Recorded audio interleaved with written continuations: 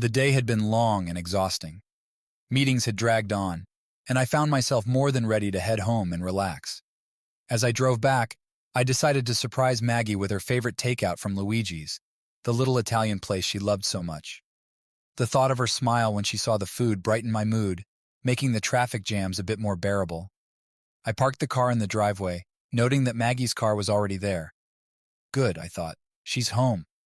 I quietly unlocked the front door, intending to surprise her. As I stepped inside, the familiar smell of our home greeted me, but something felt off. There was an unusual silence, broken only by faint murmurs coming from upstairs. Curiosity piqued. I set the takeout on the kitchen counter and started up the stairs, my steps cautious and deliberate. As I approached our bedroom door, the voices became clearer, one unmistakably Maggie's, the other a man's. My heart began to race, each beat echoing in my ears. With a trembling hand, I pushed the door open. The sight before me was like a punch to the gut. There on our bed was Maggie, tangled in the sheets with another man. They both froze, their eyes wide with shock and guilt. The man's face went pale as he scrambled to cover himself, while Maggie's expression was a mixture of horror and shame. "Daniel, I can explain," she stammered, her voice weak and trembling. But I couldn't hear her over the roaring in my ears. The room seemed to spin, and I felt my chest tighten as a wave of anger and betrayal washed over me. I didn't say a word. I couldn't. Instead, I turned and stormed out of the room, my vision blurred with tears of rage. I heard Maggie calling after me, but her voice was drowned out by the pounding of my heart. I ran down the stairs and out the front door, gasping for air as I reached the street. I paced up and down the sidewalk, my mind racing with thoughts of betrayal and vengeance. How could she do this to me? To us? We had been married for 10 years, built a life together, and shared dreams and plans, and she threw it all away for a fling with some stranger. My anger simmered into a cold, steely resolve. She would not get away with this. No, Maggie would pay for her betrayal. She would feel the same pain, the same sense of loss and devastation that I felt at this moment. I would make sure of it. The cold night air stung my face as I stood outside our house, the betrayal I had just witnessed replaying over and over in my mind. Maggie's voice, her excuses, the sight of her with another man, these images were burned into my memory. My world had been shattered in an instant, and as the anger and hurt boiled within me, I knew I couldn't let her get away with this. I wouldn't. I got back in my car and drove aimlessly, my mind racing with thoughts of revenge. How could I make her feel the same pain she had inflicted on me? How could I ensure she paid for her betrayal? Hours passed, and I found myself parked at a secluded spot by the lake, a place I often went to think. I stared out at the dark, rippling water, and a cold, calculating plan began to form in my mind. If Maggie thought she could cheat on me and walk away unscathed, she was gravely mistaken. I would strip her of everything, just as she had stripped me of my trust and love. First, I needed to gather evidence. Solid, undeniable proof of her infidelity. Without it, she could spin any story she wanted in court. I started by sneaking into her phone, taking screenshots of their text messages, and saving photos of their secret meetings. I installed hidden cameras around the house, capturing their interactions whenever they thought they were alone. Every kiss, every touch, every whispered word of love would be documented. Next, I needed to secure our finances. Over the next few weeks, I meticulously transferred money from our joint accounts into my one, careful to move small amounts that wouldn't arouse suspicion. I also made sure to reroute any important financial documents to my office address, keeping them out of her reach. During this time, I played the role of the unsuspecting, forgiving husband. I showered Maggie with affection, gifts, and empty promises of a brighter future together. I suggested we go on a second honeymoon, talked about buying a new house, and even mentioned starting a family. She believed every word, thinking she had successfully pulled the wool over my eyes. One evening, as Maggie and I sat down to dinner, I looked across the table at her, feeling a mixture of anger and pity. She had no idea what was coming, no inkling of the storm that was about to upend her life. As she chatted about her day, I nodded and smiled, plotting her downfall. The morning after discovering Maggie's betrayal was surreal. The house felt like a stranger's home, and every corner seemed to mock me with memories of what once was. But I couldn't afford to be sentimental. Not now. If I wanted to make sure Maggie paid for what she had done, I needed to gather solid evidence of her infidelity. As I sipped my coffee, the bitterness matching my mood, I formulated a plan. The first step was to access her phone. I knew she kept it password protected, but years of marriage had taught me her habits. She often used significant dates or simple patterns. With a deep breath, I picked up her phone from the kitchen counter and tried the code, our wedding anniversary. The screen unlocked and a small, grim smile tugged at my lips. I spent the next hour scrolling through her messages. There were dozens of texts between her and the man I had found her with. They were full of flirtatious banter, intimate plans, and professions of love. My stomach churned as I read through each one, but I knew I had to push through. I took screenshots of every incriminating message, sending them to my email for safekeeping. Next, I needed visual proof. The idea of spying on Maggie made me feel like I was sinking to a new low, but it was necessary. I bought a few small, discreet cameras online, choosing ones that could be easily hidden around the house. When they arrived, I installed them in strategic locations: the living room, the kitchen, and of course, the bedroom. Every time Maggie and her lover thought they were alone, I would be watching. Over the next few weeks, the cameras captured everything. I watched in silent fury as they kissed in the kitchen, whispered sweet nothings on the couch, and made love in our bed. Each recording was a dagger to my heart, but it also strengthened my resolve. I downloaded and saved every video, organizing them into folders with meticulous care. I also started recording our conversations. Maggie was still unaware that I knew about her affair, so I played the role of the clueless husband perfectly. I asked her about her day, her plans, and her thoughts on our future, all while a small recorder in my pocket captured her every word. There were moments when she almost seemed guilty, hesitating before she lied about working late or meeting a friend. Those recordings would be invaluable in court. The house felt emptier than ever, despite Maggie's presence. She went about her day, blissfully unaware of the storm that was brewing just beneath the surface. I knew I had to act quickly and decisively. Gathering evidence was only the first step. Now I needed to ensure that I had a solid legal foundation to support my case. For that, I needed Jack. Jack and I had been friends since college. He was a brilliant lawyer known for being ruthless in the courtroom. When I called him and explained my situation, he agreed to meet me at his office the next morning. As I walked into his sleek, modern office, the weight of what I was about to do pressed heavily on my shoulders. Jack greeted me with a firm handshake and a sympathetic look. He had always been a good friend. Today I needed his professional expertise more than ever. "Daniel, it's good to see you, though I wish it were under better circumstances," Jack said, motioning for me to sit. "Thanks for seeing me on such short notice, Jack," I replied, taking a seat across from him. "I've got everything here," I said, handing him the dossier filled with evidence of Maggie's infidelity. Jack flipped through the documents, his expression growing more serious with each passing page. "This is solid, Daniel. Photographs, messages, recordings, it's all here. This will work in your favor." I nodded, a mixture of relief and determination coursing through me. "I want to make sure she doesn't get away with anything. She's already taken enough from me." "Understandable," Jack said, leaning back in his chair. "Here's what we'll do. First, we need to file for divorce on grounds of adultery. With the evidence you've gathered, it will be an open and shut case. Next, we need to address the division of assets. Given her infidelity, we can argue that you should receive the majority of the marital property." I listened intently as Jack outlined the plan. "We'll start by securing your finances. Move any remaining funds from joint accounts into your accounts. Make sure you have copies of all financial documents, bank statements, property deeds, investment records. We'll need everything." "I've already started transferring money," I said, "and I've rerouted important documents to my office." "Good," Jack said approvingly. "Next, we'll need to formally serve her with the divorce papers. This will likely be the hardest part emotionally, but it's crucial. Once she's served, she'll know you mean business." The thought of confronting Maggie with the divorce papers made my stomach churn, but I knew it had to be done. "I'm ready," I said, more to convince myself than Jack. "We'll also file for an emergency hearing to freeze any joint accounts and secure your assets," Jack continued. "This will prevent her from moving money or attempting to hide assets once she realizes what's happening." I took a deep breath, trying to process everything. "What about the house?" I asked. "I don't want her to get it."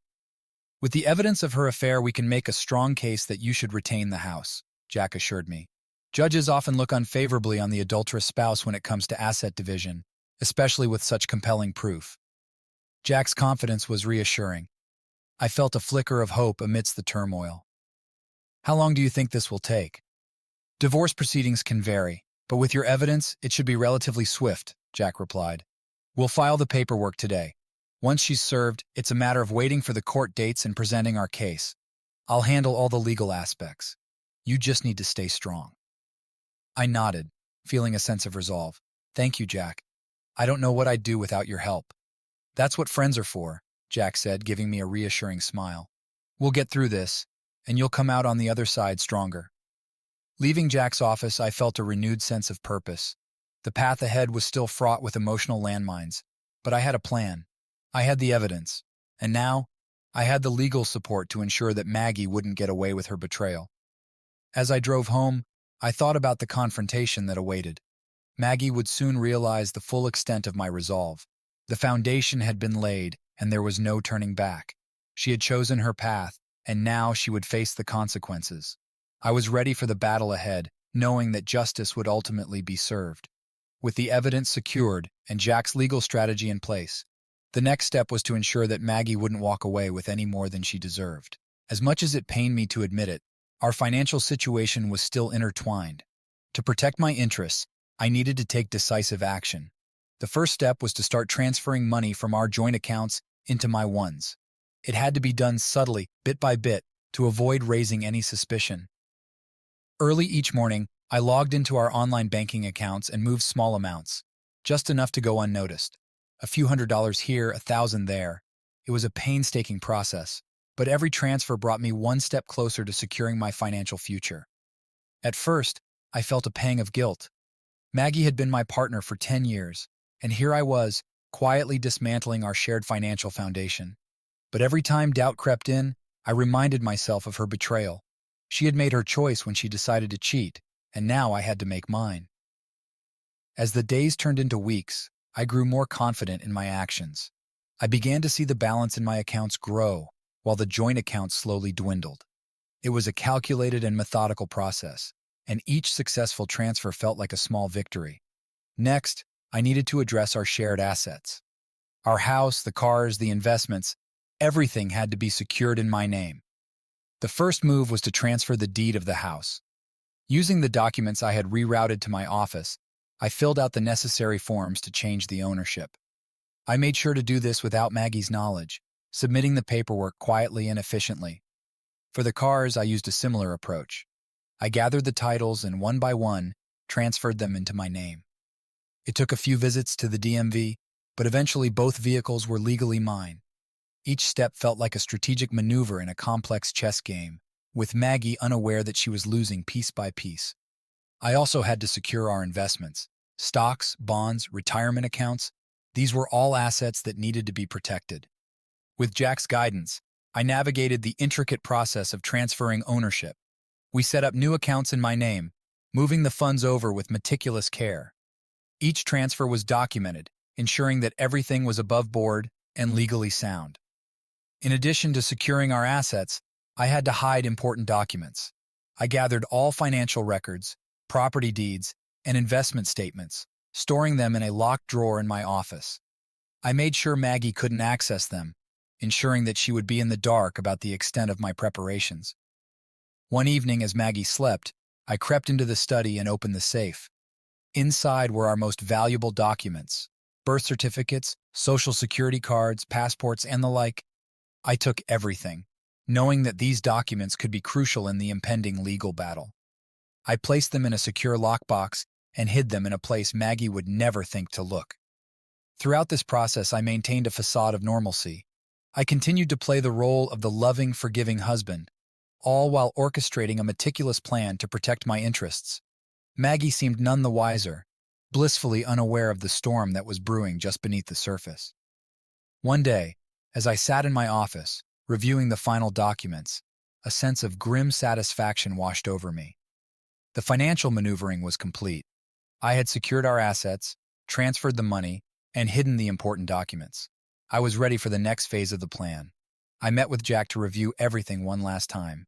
He was impressed with the thoroughness of my preparations. "You've done an excellent job, Daniel.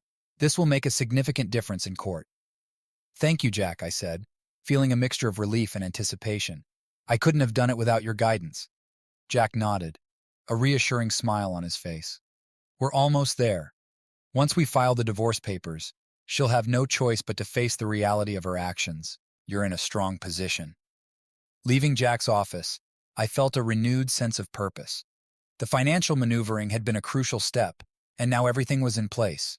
Maggie's world was about to come crashing down, and I was ready to see it through to the end. The stage was set, and the final act of this painful saga was about to begin. Sitting across from Maggie at our dining room table, the weight of the deception I was about to undertake pressed heavily on my mind. I had to play my part perfectly, to convince her that I was willing to forgive and forget.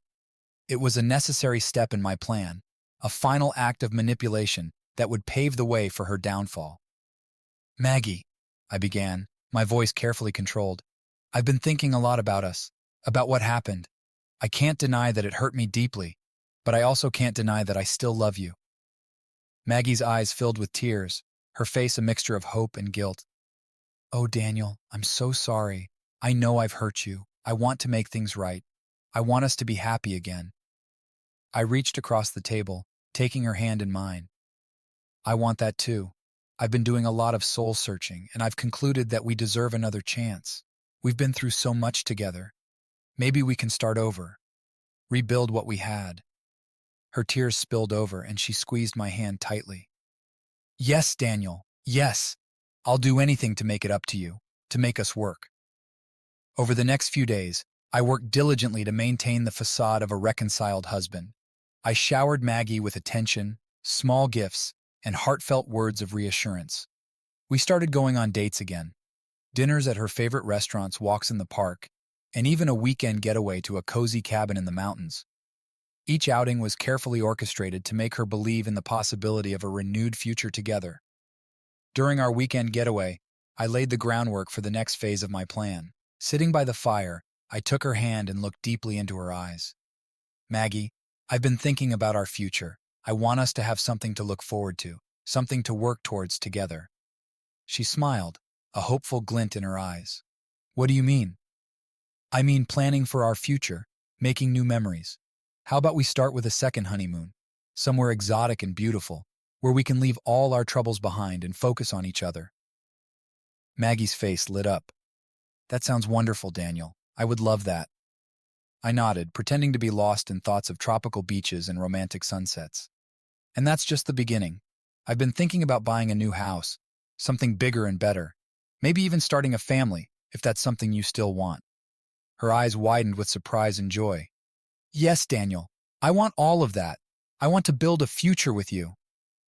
I smiled, masking the bitterness that threatened to surface. "Then that's what we'll do. We'll start fresh with new dreams and new goals. I promise you, Maggie, we're going to have an incredible future together." In the weeks that followed, I continued to spin the web of false promises. I talked about expensive trips to Europe, luxurious gifts, and lavish parties. I made her believe that our future was brighter than ever, filled with endless possibilities and unfulfilled dreams. Maggie, consumed by the illusion of our reconciliation, began to let her guard down completely. She was eager to please, eager to prove her commitment to our newfound happiness. She even suggested we renew our vows, a symbolic gesture to mark our fresh start. I agreed, knowing it would only strengthen her belief in my lies. As the days turned into weeks, I watched her fall deeper into the trap I had set. Every smile, every kiss, every whispered word of love was a reminder of the betrayal she had committed, and the revenge I was meticulously planning. The more she believed in our false future, the more devastating her eventual downfall would be. I kept up the charade, even as I finalized the last of the financial transfers and legal preparations. The stage was set, and Maggie was blissfully unaware of the impending storm. Each night, as I lay beside her, I felt a mix of anticipation and sorrow. She had chosen to betray me, and now she would face the consequences of her actions. One evening, as we sat on the porch, watching the sunset, Maggie leaned her head on my shoulder and sighed contentedly. "I'm so glad we're getting through this, Daniel. I love you so much. I kissed the top of her head, forcing a smile. I love you too, Maggie. More than you'll ever know. Inside, the final pieces of my plan clicked into place. The deceptive reconciliation had been a success, and soon Maggie would realize the full extent of her betrayal. The lies and false promises had served their purpose, and the endgame was in sight. The moment of reckoning was fast approaching, and I was ready to see it through to the bitter end. The days of deceptive reconciliation had served their purpose. Maggie was lulled into a false sense of security, and she believed that our future was as bright as ever. It was time to strike.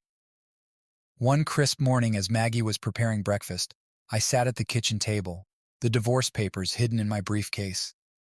"Maggie," I began, my voice steady, "there's something I need to talk to you about." She turned to me with a warm smile, completely unaware of the storm that was about to break. "Sure, Daniel. What's on your mind?" I took a deep breath and pulled the divorce papers from my briefcase, placing them on the table between us. "I'm filing for divorce." Her smile faltered, replaced by confusion and fear. "What?" "Daniel, I thought we were working things out. I thought we had a future together." I steeled myself, pushing aside any lingering guilt. "That's what I wanted you to believe, Maggie. But the truth is, I know about your affair. I've known for a long time." Her face went pale and she stumbled back, clutching the counter for support. "No, Daniel, please, I can explain. It was a mistake, a terrible mistake." "It's too late for explanations," I said coldly. "I have all the evidence I need, photographs, messages, recordings. I've already spoken to Jack, and we're moving forward with the divorce. You won't be able to take anything from me." Tears streamed down her face as she sank into a chair. "Daniel, please, we can work through this. I love you." I shook my head, feeling a mixture of triumph and sorrow. "You made your choice, Maggie. Now you'll have to live with the consequences." The following weeks were a blur of legal proceedings. Jack and I filed the divorce papers and Maggie was formally served. The shock and devastation in her eyes were almost too much to bear, but I reminded myself of her betrayal and the lies she had told. The day of the court hearing arrived, and I walked into the courtroom with Jack by my side. Maggie sat across from us, her eyes red and puffy from crying. She looked broken, but I couldn't let that sway me. This was about justice. The judge called the court to order, and the proceedings began. Jack presented our case with the precision and confidence I had come to rely on. He outlined Maggie's affair, using the evidence I had meticulously gathered to paint a clear picture of her betrayal. Photographs of Maggie and her lover were displayed, each one a dagger to her already wounded pride. The messages and recordings were played, exposing the depth of her deceit. Maggie sat in silence, unable to refute the overwhelming proof of her infidelity. When it was my turn to testify, I spoke calmly and clearly, recounting the months of deception and the pain it had caused. I described the nights I lay awake, tormented by thoughts of her betrayal, and the steps I took to protect myself and our assets. Maggie's lawyer tried to paint her as remorseful and willing to make amends, but the evidence was too damning. The judge listened intently, his expression growing sterner with each revelation. Finally, the judge delivered his verdict. "Given the evidence presented, it is clear that Mrs. Johnson has committed adultery and breached the trust inherent in marriage. The court grants the divorce in favor of Mr. Johnson. Mrs. Johnson will not be entitled to any spousal support or significant division of assets." Maggie's sobs filled the courtroom, but I felt a sense of relief wash over me. It was over. The battle had been fought and won. Justice had been served. Leaving the courthouse, I took a deep breath, the weight of the past months lifting from my shoulders. Jack clapped me on the back, a satisfied smile on his face. "You did it, Daniel. It's finally over." "Thank you, Jack," I said, feeling a mixture of gratitude and exhaustion. "I couldn't have done it without you." As I walked to my car, I thought about the future. The road ahead was uncertain, but I knew one thing for sure. I was free. Free from the lies, the betrayal, and the pain. I had taken control of my life, and now I could start to rebuild. Maggie had made her choices, and she had paid the price. Now it was time for me to move forward, leaving the past behind and embracing the possibilities of a new beginning. The final betrayal had been avenged, and I was ready to start anew.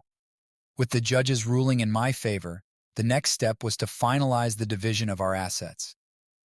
The weeks leading up to the court decision had been filled with meticulous preparation, ensuring that Maggie would leave with as little as possible. Now, it was time to see the fruits of my labor. Jack and I sat in his office, reviewing the final documents. He looked up from the papers and gave me a reassuring nod. "You've done an excellent job, Daniel. Everything is in order. With the evidence we presented and the groundwork you've laid, Maggie won't have a claim to much of the assets." I nodded, feeling a sense of grim satisfaction. Let's get this over with. The formal division of assets took place in a small conference room at the courthouse. Maggie and her lawyer sat across from us, the tension in the room palpable. She looked defeated, her once vibrant eyes now dull with resignation. I kept my expression neutral, focusing on the task at hand. Jack began by outlining the key points of our case. As per the court's ruling, Mr. Johnson is entitled to retain the majority of the marital assets, given the evidence of Mrs. Johnson's infidelity and breach of marital trust. He handed over the documents we had prepared, detailing the division of assets. The house, cars, investments, and other significant properties were all listed under my name. Maggie's lawyer reviewed the documents, his expression growing increasingly grim. "Mrs. Johnson will retain her personal belongings and a modest sum," Jack continued. "However, the majority of the assets, including the primary residence, vehicles, and financial investments, will remain with Mr. Johnson." Maggie looked down at the table, her hands trembling. "This isn't fair," she whispered, her voice filled with desperation. "I made a mistake, but I don't deserve to be left with nothing." Jack responded calmly but firmly. "Mrs. Johnson, the evidence presented in court demonstrated the extent of your actions. The court's decision reflects the gravity of your betrayal. Mr. Johnson is well within his rights to retain these assets." Maggie's lawyer tried to negotiate, suggesting slight adjustments to the division, but Jack stood firm. "The court's ruling is clear, and the documents are by that ruling. There is no room for negotiation."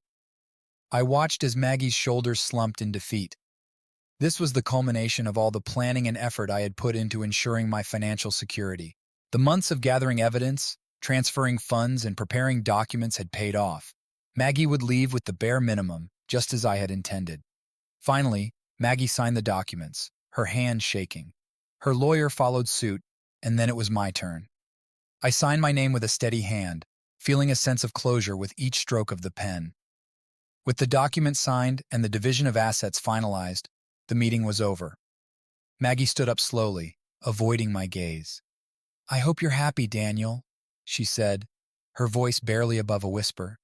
I met her eyes, feeling a mixture of pity and vindication. "I didn't want it to end this way, Maggie, but you made your choices, and these are the consequences." She nodded, tears streaming down her face, and walked out of the room. I watched her go, feeling a strange sense of detachment. The woman I had once loved was now just a painful chapter in my past. Jack gathered the documents and turned to me. "It's done, Daniel. You've secured everything. How do you feel?" I took a deep breath, the weight of the past months lifting slightly. "Relieved, I guess. It's been a long road, but now I can finally move on." "That's the spirit," Jack said with a supportive smile. "You're free to start fresh. Focus on rebuilding your life." Leaving the courthouse, I felt a sense of liberation. The division of assets marked the end of a painful chapter and the beginning of a new one. I had protected my interests, secured my future, and held Maggie accountable for her actions. As I drove home, I thought about the journey ahead. There would be challenges and difficult days, but I was ready to face them. The past was behind me, and a new beginning awaited. I had won the battle, and now it was time to reclaim my life and build something better from the ashes of the betrayal. As the legal proceedings concluded and Maggie left with only a fraction of what she had hoped for, the aftermath of her choices began to unfold. It wasn't long before the consequences of her actions caught up with her in a way she hadn't anticipated. A few weeks after our divorce was finalized, I received an unexpected call from Jack. "Daniel, you won't believe this," he began, his voice tinged with surprise. "Maggie's lover, the one she had the affair with, he's ended things with her." I listened in silence, feeling a strange mixture of vindication and pity. "Why?" I finally asked, though part of me already knew the answer. He found out about her financial troubles, Jack explained. She was relying on him for support after the divorce, but when he realized the extent of her situation, he walked away. I sighed, processing the news. Maggie had gambled everything on her affair, and now she was paying the price. The man she had betrayed me for had abandoned her when she needed him most. Days turned into weeks, and Maggie's situation continued to unravel. With little financial support, and the shame of her actions weighing heavily on her, she was forced to move out of our spacious home into a small, modest apartment on the outskirts of town. I heard through mutual acquaintances that she struggled to make ends meet, working long hours at a job she had once considered beneath her. The extravagant lifestyle she had grown accustomed to was now a distant memory, replaced by the harsh reality of her choices. Despite everything, a part of me couldn't help but feel a twinge of sympathy for Maggie. She had been my partner for many years, and seeing her reduced to this was painful, even if she had brought it upon herself. As time passed, I focused on rebuilding my own life. The wounds Maggie had inflicted were slowly healing, and I found solace in moving forward without her. I immersed myself in work, reconnected with old friends, and started to explore new hobbies and interests. Occasionally, I would hear snippets of news about Maggie through the grapevine. She was trying to piece her life back together, but it seemed like an uphill battle. The consequences of her choices had left deep scars, both financially and emotionally. One day, as I walked through the city, I passed by the small apartment building where Maggie now lived. I hesitated for a moment, wondering if I should reach out and offer some form of support or closure. But ultimately, I kept walking. Our chapter together had come to a definitive close. The fallout of her affair and our subsequent divorce had reshaped both of our lives in ways we could never have imagined. Maggie had chosen her path, and now she was facing the consequences alone. As I walked away, I felt a sense of closure wash over me. The bitterness and anger that had consumed me during our tumultuous divorce had faded, replaced by a quiet acceptance.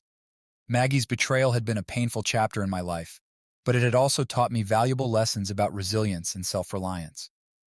Turning my gaze forward, I felt a renewed sense of optimism for the future. The fallout from Maggie's choices had been profound, but I had emerged stronger and wiser on the other side. With the turmoil of divorce and the aftermath of Maggie's choices behind me, I found myself at a crossroads, a chance to forge a new path, unencumbered by the weight of betrayal and deceit. The journey toward healing was slow but steady, and as time passed, I began to rediscover the joy of living on my terms. I immersed myself fully in my work, channeling my energy into projects that challenged and fulfilled me. Without the distractions of a strained relationship, I found my productivity soared, and opportunities for advancement opened up before me. I seized each one with renewed determination, relishing the sense of accomplishment that came with each success. Outside of work, I reconnected with friends and family, rebuilding relationships that had been neglected during the turbulent years of my marriage. Their support and encouragement were invaluable as I navigated the complexities of starting anew. I also indulged in hobbies and interests that had long been set aside. From adventurous travels to quiet moments of reflection, I savored the freedom to explore and grow without compromise. As months turned into years, I realized that I had not only survived the upheaval of my past, but had thrived despite it. The wounds of betrayal had healed into scars, reminders of the resilience that had carried me through the darkest of times. Looking back, I understood that Maggie's choices had set me on a path of self-discovery and empowerment. The pain of our separation had faded into the background, replaced by a profound sense of gratitude for the lessons learned and the strength gained. Each day brought new opportunities to embrace life with open arms, to savor the beauty of independence, and to celebrate the journey that had led me to this place of peace and fulfillment. As I stood on the threshold of a new chapter in my life, I felt a deep sense of contentment. The title of this chapter, Embracing Freedom, captured the essence of my journey, a testament to the resilience of the human spirit and the power of self-renewal. I stepped forward with confidence, eager to embrace whatever the future held, knowing that I had emerged stronger, wiser, and more alive than ever before. Standing at the precipice of my journey, I take a moment to reflect on all that has transpired, the betrayals, the heartache, and ultimately, the redemption. My path had taken unexpected turns, leading me through the depths of despair to the heights of personal triumph. It began with that fateful day when I walked into our home and discovered Maggie with another man, a sight that shattered my world and ignited a fire within me. In my fury and hurt, I resolved to make her pay for her betrayal. Every step of my meticulously crafted plan was driven by a desire for justice, for retribution. Yet, as the dust settled and the legal battles subsided, I found myself standing amidst the ruins of what was once my marriage. The divorce had severed the ties that bound us together, leaving behind a void that echoed with the memories of happier times tarnished by deceit. In the aftermath, I embarked on a journey of self-discovery, a journey that led me to reclaim my identity, my passions, and my sense of purpose. I threw myself into my work, finding solace in the routine and challenges it offered. Professional success became a beacon of validation, proof that I could thrive independently of the past that had sought to define me. But it wasn't just career achievements that marked my transformation. It was the quiet moments of introspection, the evenings spent in solitude, where I confronted the demons of resentment and bitterness that had once consumed me. I realized that my quest for vengeance had been as much about freeing myself from the shackles of betrayal as it had been about holding Maggie accountable. As time passed, I began to see Maggie not just as the perpetrator of my pain, but as a flawed human being, capable of poor choices and misguided actions. The anger that had fueled my determination to exact revenge gave way to a sense of compassion, a recognition that we had both been casualties of our shortcomings and insecurities. I pondered the lessons learned along the way, the importance of trust, the fragility of love, and the resilience of the human spirit. I acknowledged that while Maggie's actions had inflicted wounds that still bore scars, they had also catalyzed a process of healing and growth within me. Today, as I stand on the threshold of a new chapter, I am filled with a profound sense of liberation. The weight of resentment has been lifted, replaced by a clarity of purpose and a renewed appreciation for life's complexities. I have emerged from the crucible of betrayal, not as a victim, but as a survivor, forged stronger and wiser by the trials I have faced. In the quiet moments of reflection, I understand that my journey is far from over. Life continues to unfold with its twists and turns, its challenges and triumphs. But I face the future with a newfound resilience and a deep-seated belief in the transformative power of forgiveness, not just for others, but for myself as well. As I close this chapter of my life, I do so with gratitude for the lessons learned and the growth achieved. The title of this final chapter, Liberation and Reflection, encapsulates the essence of my journey, a testament to the resilience of the human spirit and the enduring pursuit of inner peace. With a sense of closure and a heart filled with hope, I take a decisive step forward, eager to embrace whatever the future may hold, knowing that I am stronger, freer, and more alive than ever before.